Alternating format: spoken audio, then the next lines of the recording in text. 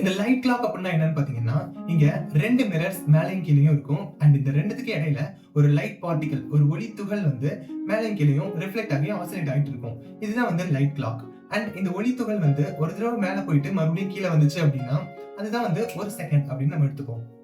Just இது ஒரே எக்ஸாம்பிளுக்காக தான். ஆனாலும் இதுல இருக்கிற இந்த லைட் பார்ட்டிகிள ஒரு ஒரிஜினல் லைட்டாவே நீங்க அஸ்யூம் பண்ணிக்கோங்க.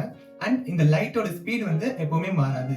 சோ இது ஒரு கான்ஸ்டன்ட் அப்படின்றதையும் ஞாபகம் வச்சுக்கோங்க. இப்போ இந்த லைட் கிளாக் பாத்தீங்கன்னா பூமியில ஒண்ணு அண்ட் ஒரு ராக்கெட் ஸ்பேஸ் ஷிப்ல ஒண்ணு இருக்கு அப்படின்னு வச்சுப்போம். இப்போ இந்த ராக்கெட் ஐடலா இருக்கும்போது அந்த ராக்கெட்ல இருக்க கிளாக்கும் பூமியில இருக்க கிளாக்கும் சேமா தான் வந்து ஒர்க் ஆகும். அதாவது ஒரு செகண்டுக்கு ஒரு ஆசிலேஷன் வந்து அங்க நடக்கும். அண்ட் இங்க 2 பார்வையாளர்கள் இருக்காங்க. ஒன்னு பூமியில இருக்கிற நம்ம அண்ட் இன்னொன்னு அந்த ராக்கெட்ல இருக்கிற ஆஸ்ட்ரோனட். சோ ஃபர்ஸ்ட் ஐடலா இருக்கும்போது எல்லாமே வந்து நார்மலா இருக்கு. டைம் எல்லாமே வந்து நார்மலா தான் இருக்கு. ஒன்ஸ் இந்த ராக்கெட் ஒளியோட வேகத்துல 50% ரீச் பண்ணும்போது இங்க என்ன நடக்குதுன்னு பாத்தீங்கன்னா, இந்த லைட் பார்ட்டிகளோட பேத்ல ஒரு மாற்றத்தை நம்ம இங்க பார்க்கலாம். இங்க இந்த light particle up and down மோஷன்ல இருக்கு. அண்ட் இந்த ராக்கெட் ஒரு ஃபார்வர்ட் மோஷன்ல இருக்கு. சோ இந்த 2 மோஷனும் சேர்ந்து இங்க ஒரு சாய்வான பேத் வந்து கிரியேட் ஆகுது. அதாவது இந்த லைட் பார்ட்டிகல் ஒன்ஸ் மேல இருந்து கீழே வருது. அட் சேம் டைம் இந்த ராக்கெட்டோட சேர்ந்து அந்த லைட் பார்ட்டிகளும் முன்னோக்கி நகருது.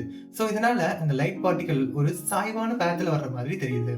அண்ட் இது எல்லாமே நம்மளோட பெர்ஸ்பெக்டிவ்ல தெரியுது. நம்ம பூமியில இருந்து பாக்குறதுக்கு இந்த மாதிரி நம்மளுக்கு தெரியுது. சோ இங்க இந்த எர்த்ல இருக்க கிளாக்கையும் ராக்கெட்ல இருக்க கிளாக்கையும் கம்பேர் பண்ணி பார்க்கலாம்.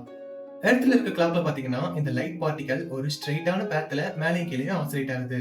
சோ இங்க அந்த லைட் பார்ட்டிகல் கடக்கிற அந்த பேத்தை நம்ம டைமா மாத்தி பார்க்கலாம். சோ இந்த லைட் பார்ட்டிகல் இந்த பேத்தை இங்க கம்ப்ளீட் பண்றதுக்கு முழுசா 1 செகண்ட் ஆகுது. ஆனா இதே இந்த ராக்கெட்ல இருக்கிற அந்த லைட் பார்ட்டிகல் ஒரு வி ஷேப்ல ஒரு ஸ்லாண்டான சாய்வான பேத்ல டிராவல் ஆகுது. சோ இங்க அந்த லைட் பார்ட்டிகல் டிராவல் ஆகுற அந்த டிஸ்டன்ஸ் பாத்தீங்கன்னா பூமியில இருக்க கிளாக்கை விட அதிகமா இருக்கு. சோ இங்க அந்த லைட் பார்ட்டிகல் டிராவல் பண்ற டிஸ்டன்ஸ் அதிகமா இருக்கிறதுனால அந்த லைட் பார்ட்டிகல் ஒரு ஆசிலேஷனை முடிக்கிறதுக்கு முழுசா 1 செகண்டுக்கு மேலேயே தேவைப்படுது. சோ அது 2 செகண்டோ 4 செகண்டோ கூட இருக்கலாம். சோ இங்க நம்மளுக்கு பார்த்தாலே தெரியும் அந்த லைட் கிளாக்ல இருக்கிற அந்த லைட் பார்ட்டிகல் அதனுடைய ஸ்பீட்ல எந்த ஒரு சேஞ்சுமே ஏற்படல. சோ லைட் ஸ்பீட் ஒரு கான்ஸ்டன்ட் அப்படின்றத இது மூலமாவே நம்ம புரிஞ்சுக்கலாம்.